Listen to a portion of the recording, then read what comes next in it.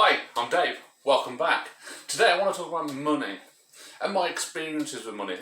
It's not going to be financial advice, just my experiences with it and the way I want to see things start to change. Before I go on, if you are new to the channel, please subscribe and click on the bell to stay notified when I post future content. And please, everybody, slap a like on it and just show YouTube that you do like the content that I'm putting out. So, moving on. Money. I think, like most of you, we all like having it, but we hate needing it. And let's say, far too often in my life, I've needed it and not had it. And I would like to say I'm in a better position now than I've ever been. And the issues I've had, and going back to what I said before about the education system, is that my financial situation then and now has been down to what I would class as my education. Okay? I grew up, as many of you watch me will know from previous years, I grew up in the 80s. And this means I still grew up as, from a working class background, as you go to school, you get your qualifications you need to go to college. If you choose to go to college and get yourself some vocational qualifications. And then after college, if you want to go to university, that's up to you, but you've got to get a job, fund it, pay for it yourself, that's up to you. So go to college, get a job. And you get a job based on the qualifications that you've got. And that's it. The financial advice I was given was, you get the best job you can, you work your way up, and you put your money into a bank, into a savings account, and if you have extra money, that is, then you put it into your savings account, I should have said. Okay? Now, unfortunately, the way that I was never taught cash flow, I was never taught money management, I was never taught anything about investment. I was basically, by the schools, by the colleges, even by our own upbringing from families, you're just sent out into the world, go and earn a living, and if you've got anything left over, put it into a savings account. This didn't work for me. All that happens, you can start shouting at me, calling me socialist and Marxist and all this sort of stuff. Okay, but if you look at the sort of Marxist manifesto of what the working class or the proletariat race, okay, then we were brought up thinking that there is nothing that we have to contribute to society other than our time and our own labour. We get paid for that. And this way of thinking just means that you go out, and if you want more money, you've just got to put more hours in, more labour, and you slog your guts out, and you get the money that you want, but then by the time you've earned the money, paid off your bills, anything that's left over, you're too knackered to do anything with it. Okay? And then do you save it, or do you try and have a good time? If you're knackered from working, you want to try and have a good time, and everything costs a fortune, you run out of money, and you don't often have a lot left to save. And I know my upbringing, it was very difficult to save, ever. So I didn't get a lot of savings. I worked. I'll be honest, I refused to work overtime unless I absolutely had to. The kind of work I was doing, the shifts I was working, if my shifts happened to fall on a bank holiday and we got paid overtime, yeah, fine, I'll go in and I'll work it. That's fine, but I would never give up my rest days to go in and work, because my time is far more precious to me than the money. But what it did mean, and I know a lot of you will be doing exactly the same thing, is I was essentially paying to go to work. So I was earning the money and paying off my bills, but then to get to work, in order to work in a place where you get what you feel to be a decent salary, you're working outside of your own area, you're putting a lot of money into fuel, your car, your wear and tear, your travel. And by the time you've covered everything, you are essentially paying to go into work. So you're not actually any better off, but you're made to think that you are, because you're earning more.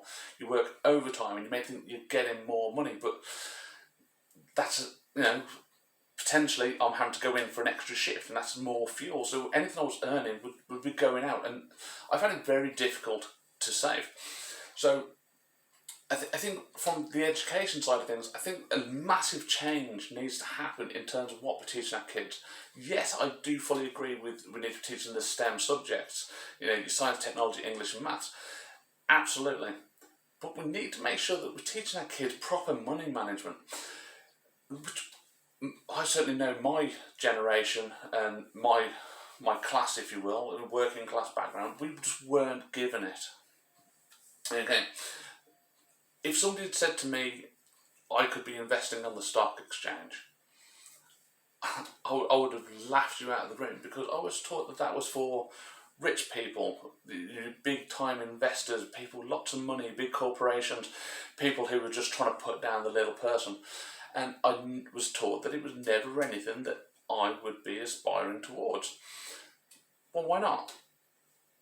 Yeah, we've all got smartphones now. You can get all sorts of apps where you can just get on there and you can go onto the stock exchange. Okay, various different ones out there. I'm not going to start plugging different companies, but they all have their own rates at which you pay somebody to make the transactions for you, but you choose where you invest your money and how. Okay, great. Stock market's not doing too great at the moment.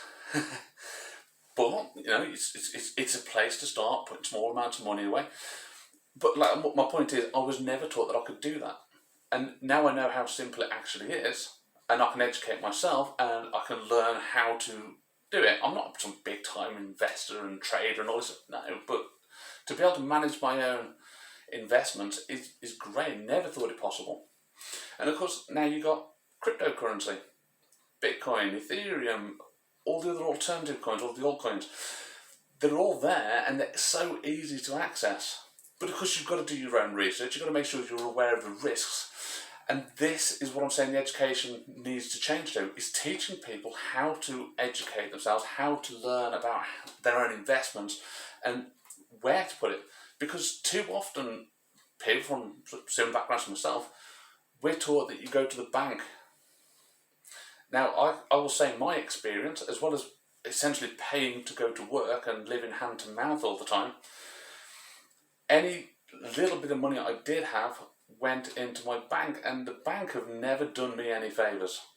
Okay, and since I learned things about fractional banking and the way the banks are using my money, your money, in order to make their money, whilst giving us nothing or pittance, it really did upset me, because if I'd known it a long time ago, things would have been very different.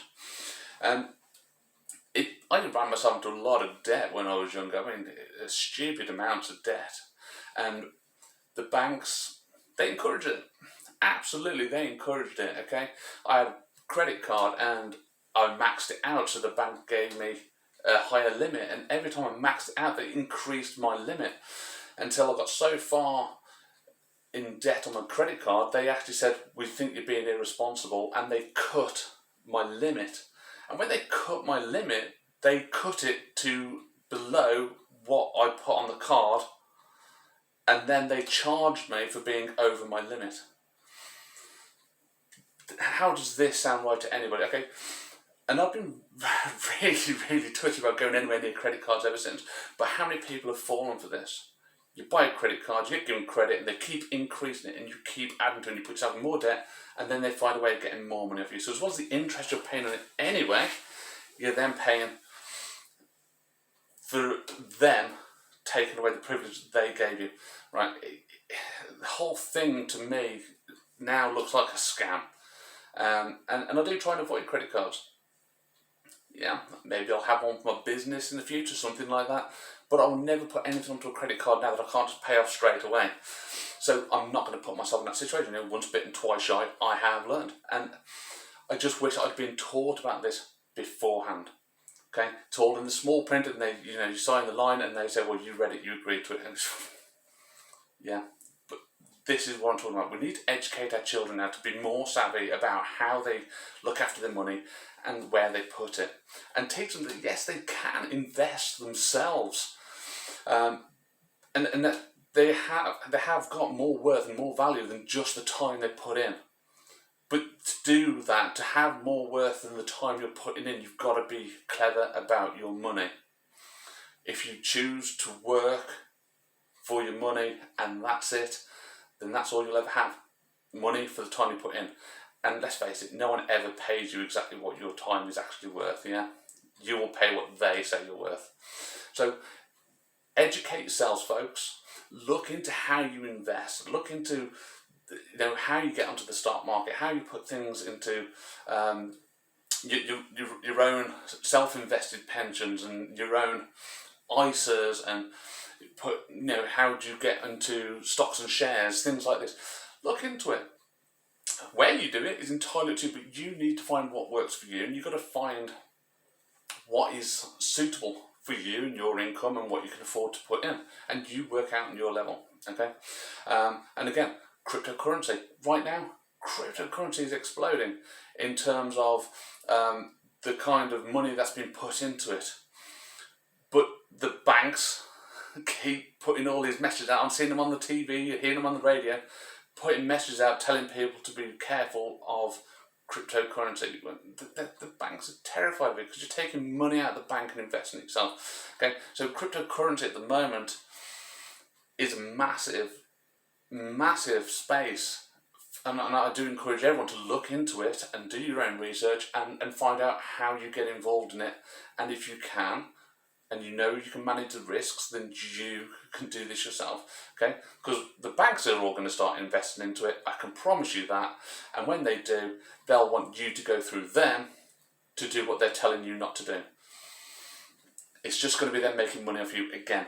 So these are the things that tell you you've got to educate yourself, but I want you to make sure that you educate your children, and make sure your children have a better financial understanding than we did when we were brought up. Because the world is changing, okay? With smartphones and computers and whatever else that's available now, they have the ability to do these things in their hand. They can invest at the touch of a button without having to waste money going through third parties to get really poor advice while they invest it in a way that makes them money and not you. Okay, this is what I'm talking about, okay? And how do we do that? Well, I think the schools need to change the way they're teaching. As I said, they need to start including proper money management in the curriculum. Okay, not just how you get a job and how you qualify and how you actually make stuff, and yeah, we can all do that. You're already doing that, but let's teach people how to manage the money coming in. Let's teach our kids how to secure themselves financially. We all have our stupid moments as kids where we blow the money and we waste it on drink and parties and all this sort of stuff, but when we teach our kids that they can still do that, as long as they put a little bit aside to save it and invest it, and that money can then grow and can become so much more, then this is how we are going to change the system. So we're going to stop this cycle that we're in at the moment, where kids are getting more and more reliant upon their parents.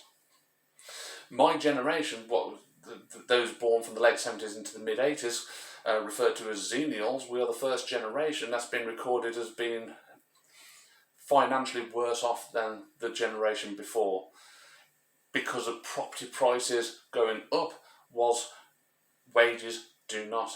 So, and I know if you're born before that, I know you'll want to say, well, we've got smartphones and all this sort of stuff, and if we didn't buy those, we'd have money for a house. It's an absolute crock to start with, okay?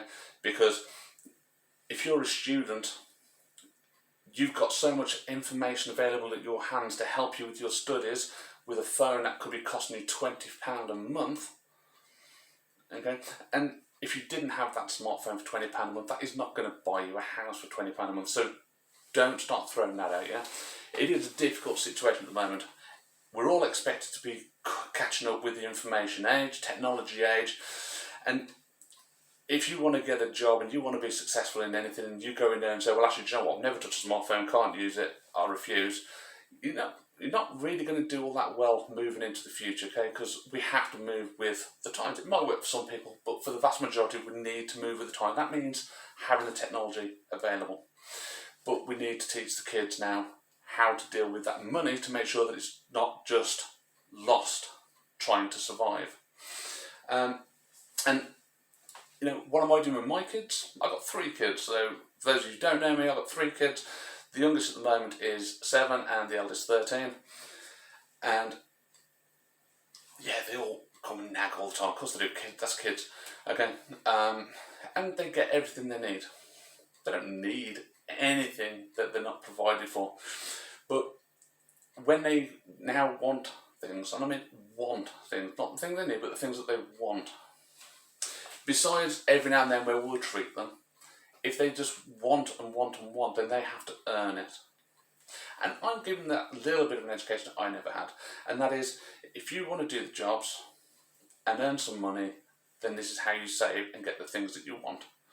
Okay, and and I'm talking pennies, and just encouraging my kids to do some jobs around the house, very basic jobs, but I'll give them a flat rate every week, very small amount, but by doing the jobs that they've been tasked with, then they can top up that weekly money per job that they do. It's a bit like working overtime, really. Okay, but it all adds up, and at the end of the week, or rather at the end of the month, 20% is taken off the top of the money that they get. I know some of you will be hissing at me at that point. Okay, I don't take it off them. Yeah, I've told them, when you get a job and you start working, there is a large amount of your money is just going to get taken off you for taxes, national insurance, and all this sort of stuff. You've got to get used to that. But until you get to that point, you're going to get used to losing a bit. And I take 20% off the kids' money, and I put that money into savings where they can see it, and they can't touch it, but they can see that money grow. Now they see the value of the paying a little bit, that 20%. Okay? And I said, this is just pennies, but it soon mounts up. And then the money that they do have, if they want to save for something, then they have to say, well, this is what I'm saving for, and they can divide the money that's left into a pot that is for saving for the goal that they're after, and the other is for them to do what they want with it. If they want to go and buy sweets with it, buy drinks, whatever else. So they're now learning a little bit about their own money management. And if they say, well, I want this, is what you've got to save it. That's your goal. You show us what you want to save, how much it's going to be, start working towards it. And if you want to earn it faster, then yeah, you've got to put the effort in and do those tasks. But a little bit of it is always put aside, and it's going into savings. Okay? And I talk to my kids. I don't protect my kids completely from my own finances. I don't tell them everything, of course I don't. But I show my kids about my investments. I show them how I get onto the stocks and shares and how I invest, and I show them how to get into cryptocurrency and where the exchanges are and what to do with it. And they take so much in, and then they roll their eyes and they walk off. But now I'm starting to hear them repeating things back to me. Oh, I could save that, Daddy. I said, yeah, you could. You put a little bit of, and it's starting to sink in gradually. And they are now at the point where they are saying, oh, I really want this. Can I change my goal and I can start saving towards this? And can I do an extra job in order to help me get there faster? Great, it's a great ethos. But the kids know that they're saving, they know they can work towards it, but they also know that there's money put aside for the future. So these are the ways I'm working with my kids, and I'll leave that to everybody. I'm not going to tell you what to do with your kids. I'm not going to tell you how to educate your kids. I'm not going to tell you how to manage your own kids' finances or your finances. It's for you to work out, and you've got to work out what's right for you. But I've been in the depths of debt. I've lived my life hand to mouth. I've worked and had to pay for the privilege of going to work. And I'm lucky enough now that I've managed to retire at an early age. I have a little bit of a pension in order to cover my basics, and I still run my own business now, and that small business is basically it's playtime. My business is a passion business. It's not, I'm not desperate to get that money off it, and so I can keep my passion where it belongs rather than constantly think, I've got to go and get more money, I've got enough to live off, I've got a little bit aside to save, and my business is my passion. I just love teaching martial arts. So this is my life now. It's not great. I'm not rich. I'm not I'm not Scrooge McDuck. I'm not swimming around in pots of money, but right now I'm not scrambling hand to mouth for money to feed myself and the kids. And the only thing that's really changed is my attitude towards money. If I want something and I can't afford it, guess what? I can't afford it. I don't buy it, and I learn I have to save it. That's it. Simple as that. Okay? Folks, money, educate yourselves. It's the only way you get yourself out of that cycle, and start educating your kids. And let's try and bring about change. And the schools need to start educating kids as well, rather than just teaching them how to get jobs. So that's my little rant for the day about money. I hope you all find what is right for you and you all can improve. I know it's been hard for everybody over the last 12 months with things that have been going on in terms of people losing jobs and furlough and all this sort of stuff. And I wish you all the best financially and in your own health. So go out, research it, and do what you can and know your own risks. And I look forward to seeing you all in the next video.